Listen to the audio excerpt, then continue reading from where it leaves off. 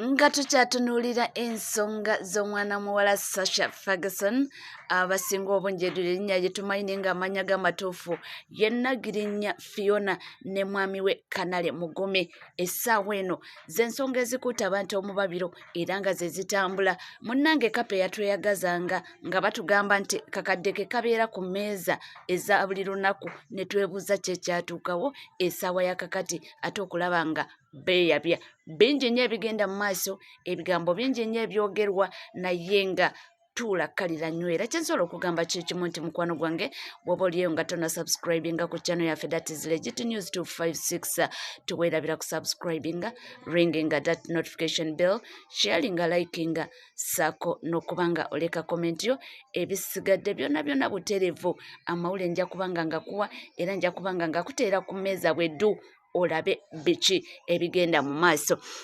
Gyebuvuddeko wano munnange tulaba nti celebrity couples zaffe wano eno mu ggwanga Uganda zifunyemu ebizibu bingi. Si Kanale Mugume bokka bye basoose, tulabye bangi nnyo celebrities couples zaffe wano eno mu ggwanga Uganda ng'ebintu ebibatambulira bulungi. Naye essaawa eno amawulire agaliwo ga mwana muwala Sasha Ferguson wamu ne Kanale Mugume. Sasha Ferguson yavuddeyo n'aba nga akola ki, ateekayo okwemulugunya kwe, oba n'aba nga oba they are just allegations oba accusations ng'agamba ng'alaga obutali bumativu eri emikwano gya bba, kubanga okusinziira ku njogera gye yabadde ayogeramu ng'agamba nti emikwano gya bbaawo be baba bamanyi atambuliddewa, simanyi olina okubeegendereza, aba bakwesesasesaako kwegamba ng'alinga ayina omuntu gwe yabadde pinpointingako. Ffenna ne tutandika okubanga abantu bageesinga bagamba oyo ndowooza ali ku Isabella, tikubanga tuzze nga tubalaba ebbanga ddene. Waba ti Isabella nti oba Zambal Brasio, kubanga tuzze tubalaba ebbanga ddene. Isabel oyo ye working partner wa Kanale Mugume, era tuzze tubalaba ku TikTok bali behind scenes nga bakola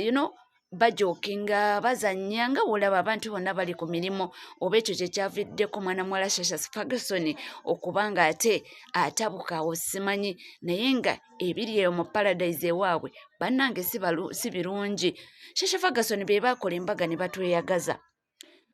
bano nno be batandika relationship yawe ne bagizimba nga bato,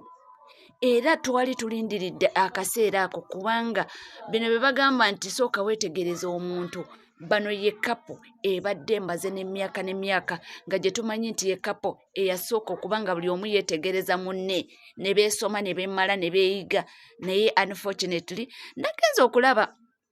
Sasha Ferguson ng'apostingayo obuki obuposts ati alcohol is the start of is the what the source of evil. Teyakomyawo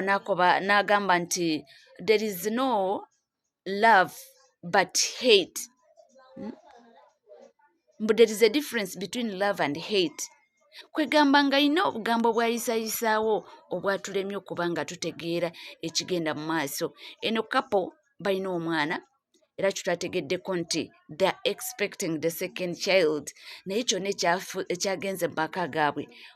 Sasha munyiivu nnyo nnyo nnyo nnyo, nnyinza okiddamu emirundi n'enkumulito.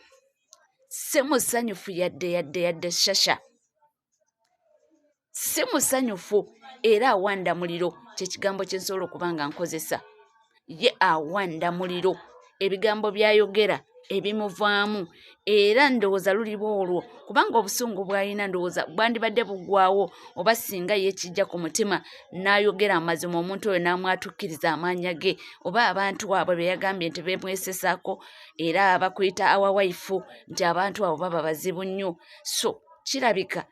either mikwano gya bba oba bakozi banne be yabadde agombamu obwala, naye nga si musanyufu, munyiivu nnyo nnyo nnyo nnyo, kye nsobola okuba nga nkugamba. So ebyo nga bikyagenda mu maaso ebya Sasha Ferguson, kye tusuubira nti oba oliawo gye mu maaso bajja kuba nga babigonjoola, naye nga kapo yatukubye wala nnyo nnyo nnyo nnyo kubanga badde batwegombesa. Buli omu kapo eno yakola embaga eyali mu billions kyetuwulira ey'essente, embaga eyaliko abanene mu State House, embaga eyatuuka abantu ne beebuuza Kanale Mugume yaani. Naluganda kikuba nti bamu State House naye munnange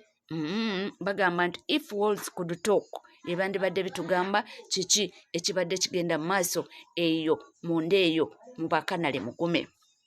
nga tuvuddeko eyo munnange ate amawulire amalala getuwulira gatali malungi weewaawo malungi n'ate si malungi ennyo nti mwana muwala Precious Remy naye ng'amanya gamatuufu ye Nakito Rehma mukyala Cocktail oba mukyala Binde Mama Prince omu bw'ati Madam Miss Black Beauty nti munnange yazadde naye yazadde omwana nga taneetuuka